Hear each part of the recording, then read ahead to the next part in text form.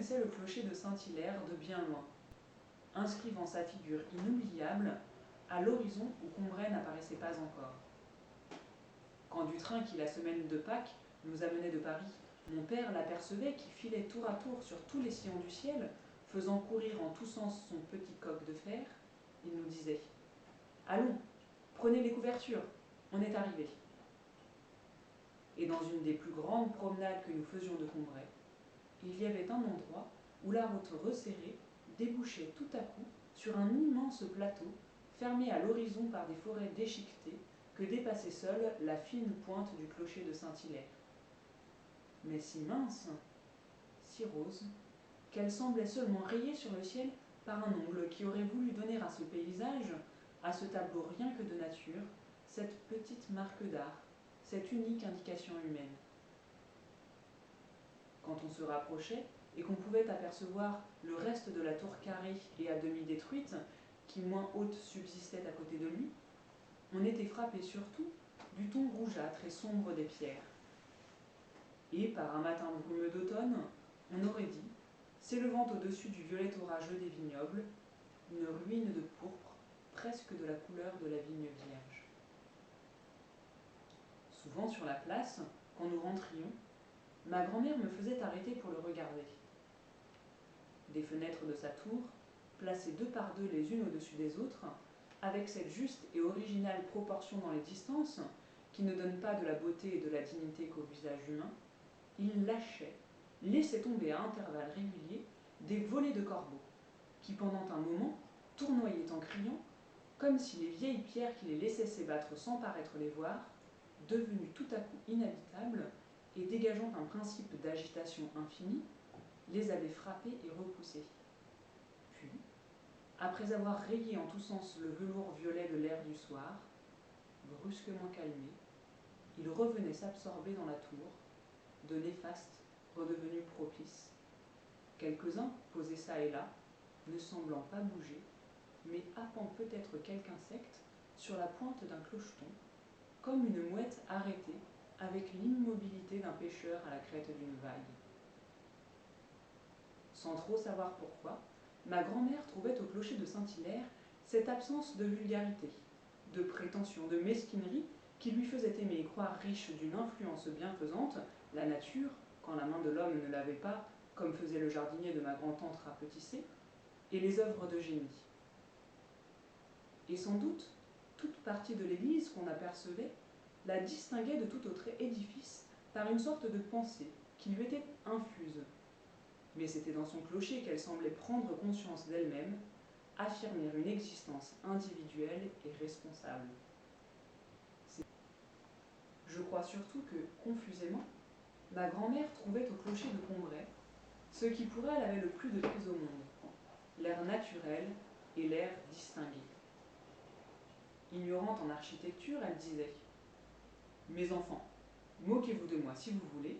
il n'est peut-être pas beau dans les règles, mais sa vieille figure bizarre me plaît. Je suis sûre que s'il jouait du piano, il ne jouerait pas sec. » Et en le regardant, en suivant des yeux la douce tension, l'inclinaison fervente de ces pentes de pierre qui se rapprochaient en s'élevant comme des mains jointes qui prient, elle s'unissait si bien à l'effusion de la flèche que son regard semblait s'élancer avec elle. Et en même temps, elle souriait amicalement aux vieilles pierres usées, dont le couchant n'éclairait plus que le faîte, et qui, à partir du moment où elles entraient dans cette zone ensoleillée, adoucie par la lumière,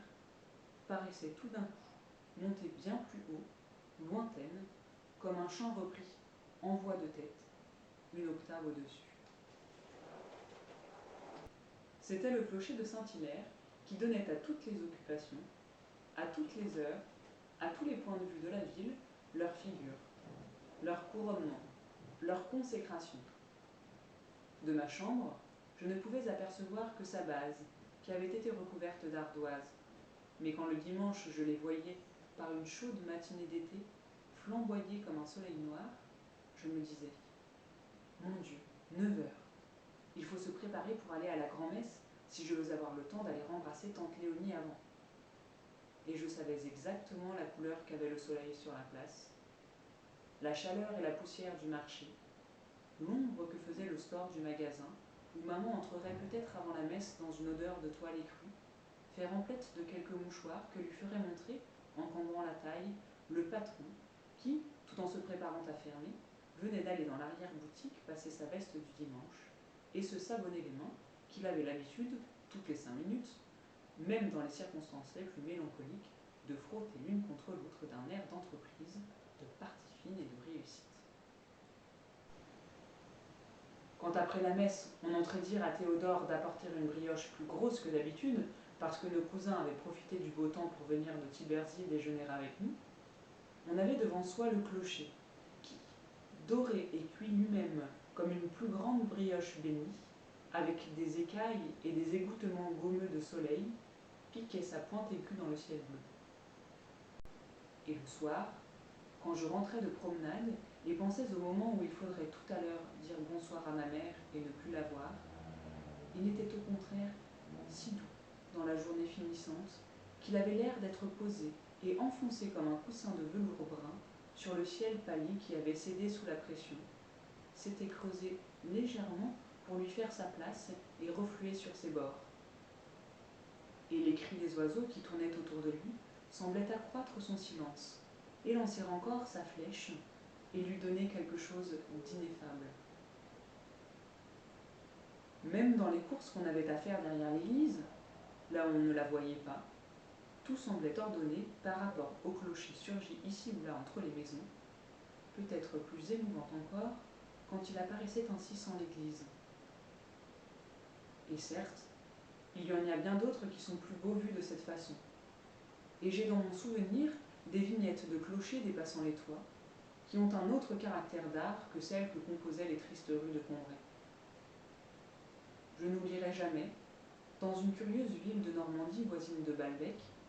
2 charmants hôtels du XVIIIe siècle, qui me sont à beaucoup d'égards chers et vénérables, et entre lesquels, quand on la regarde du beau jardin qui descend des perrons vers la rivière, la flèche gothique d'une église qu'ils cachent s'élance, ayant l'air de terminer, de surmonter leur façade, mais d'une matière si différente, si précieuse, si annelée, si rose, si vernie, qu'on voit bien qu'elle n'en fait pas plus partie que 2 beaux galets unis, entre lesquels elle est prise sur la plage,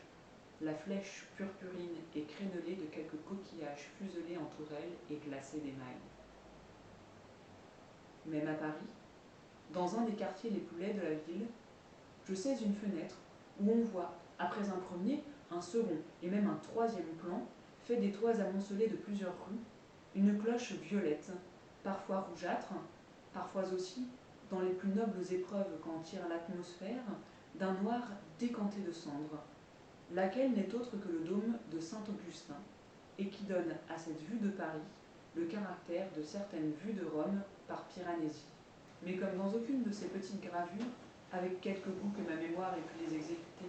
elle ne put mettre ce que j'avais perdu depuis longtemps, le sentiment qui nous fait non pas considérer une chose comme un spectacle, mais y croire, comme en être sans équivalent, aucune d'elles ne tient sous sa dépendance toute une partie profonde de ma vie, comme fait le souvenir de ces aspects du clocher de Combray, dans les rues qui sont derrière l'église. Qu'on le vit à 5 heures, quand on allait chercher les lettres à la poste, à quelques maisons de soie, à gauche, surélevant brusquement d'une cime isolée la ligne de fête des toits, que si, au contraire, on voulait entrer demander des nouvelles de Madame Sazera, on suivit des yeux cette ligne redevenue basse après la descente de son autre versant, en sachant qu'il faudrait tourner à la 2e rue après le clocher, soit qu'encore, poussant plus loin si on allait à la gare, on le vit obliquement, montrant de profil des arêtes et des surfaces nouvelles, comme un solide surpris à un moment inconnu de sa révolution, ou que, des bords de la Vivonne, l'abside musculeusement ramassée et remontée par la perspective sembla jaillir de l'effort que le clocher faisait pour lancer sa flèche au cœur du ciel, c'était toujours à lui qu'il fallait revenir. Toujours lui qui dominait tout,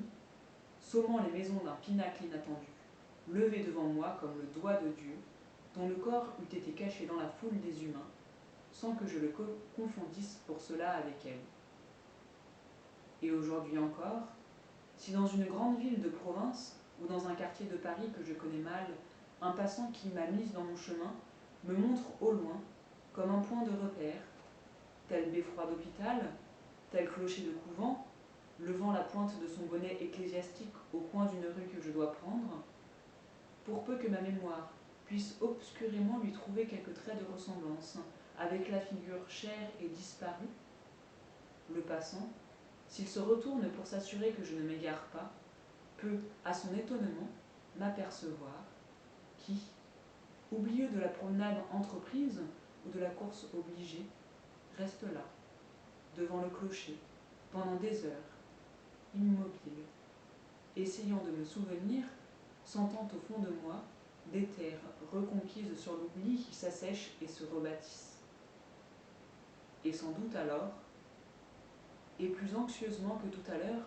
quand je lui demandais de me renseigner, je cherche encore mon chemin. Je tourne une rue, mais c'est dans mon cœur.